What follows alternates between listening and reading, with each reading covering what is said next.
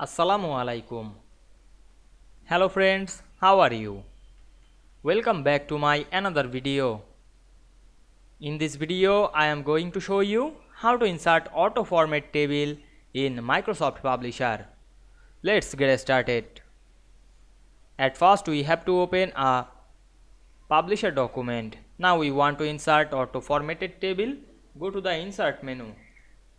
Then click the Table option and we can see here some columns and rows. Now we want to insert auto formatted table, click the Insert Table option and we write the number of rows or columns. Now I write this, otherwise you can use this option. Then click OK. Now we can see we inserted a auto formatted table, this publisher document, very easily. I hope you enjoyed the video. Please like, comment, share and subscribe my channel.